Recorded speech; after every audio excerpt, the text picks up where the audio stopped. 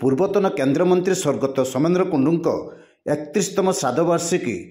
ଶୁକ୍ରବାର ପାଳିତ ହୋଇଯାଇଛି। ଏହି ଅବସରରେ ପୂର୍ବାହ୍ନରେ ସୋମେନ୍ଦ୍ର କୁଣ୍ଡୁଙ୍କ ସ୍ମୃତି କମିଟି ବାଲେଶ୍ୱର ପକ୍ଷରୁ ସ୍ଥାନୀୟ ଷ୍ଟେସନ ଛକସ୍ଥିତ ସ୍ୱର୍ଗତ କୁଣ୍ଡୁଙ୍କ ପ୍ରତିମୂର୍ତ୍ତିଠାରେ ଏକ ସ୍ମୃତିସଭା ଅନୁଷ୍ଠିତ ହୋଇଯାଇଛି।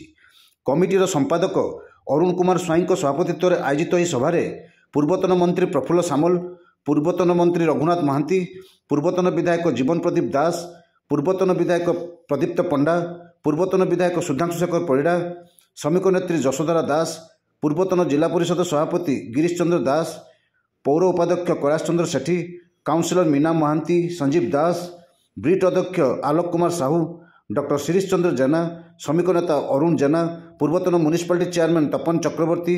ଆଇନଜୀବୀ ଶାନ୍ତନୁ କୁମାର ଦାସଙ୍କ ସମେତ ବହୁ ମାନ୍ୟଗଣ୍ୟ ବ୍ୟକ୍ତି ଯୋଗଦେଇ ସୋମେନ୍ଦ୍ର କୁଣ୍ଡୁଙ୍କ ପ୍ରତିମୂର୍ତ୍ତିରେ ମାଲ୍ୟାର୍ପଣ କରି ସ୍ମୃତିଚାରଣ କରିଥିଲେ।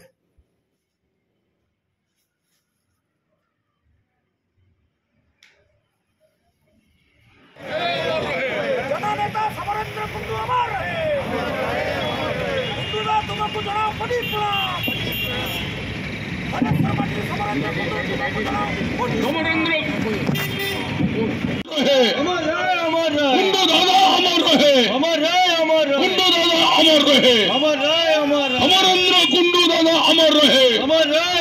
बालेश्वर परपुत्र कुंडू दादा अमर रहे,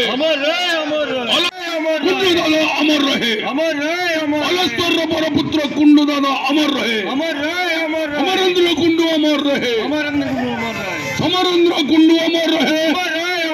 अमरेंद्र कुंडू अमर रहे, कुंडू स्वर्गत समरेंद्र कुंडू अमर रहे, बालेश्वर परपुत्र कुंडू दादा अमर रहे, बालेश्वर परपुत्र कुंडू दादा अमर रहे, कुंडू दादा अमर रहे।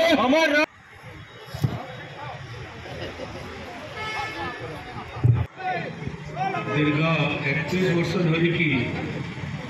लगातार भाव में कार्यक्रम को चलई आम गण आज उपस्थित अच्छा पूर्वतन मंत्री श्रीयुक्त रघुनाथ महांती, पूर्वतन चेयरमैन तपन, पूर्वतन एमएलए प्रदीप्त रंगा, पूर्वतन जिला परिषद गिरीश दादा, आम पूर्वतन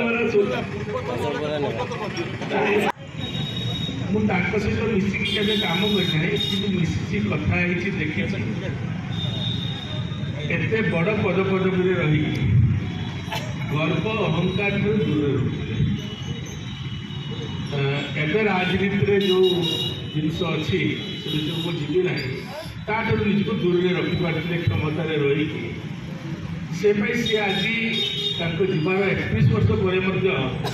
सी आज नमस्य पूज्य बालेश्वर प्रत्येक जनसाधारण यही युव जो मैंने 30 वर्ष 35 वर्ष जन्म हो छाड़ी अन्य समस्ते कुंडू बाबू को जानी कुंडू बाबू देखी कुंडू बाबू को भल पाई आज हृदय कुंडूरा निश्चित भाव में अवस्थित अच्छा तेणु एमती महान व्यक्ति बालेश्वर जन्म हो बालेश्वर माटी गर्वित मो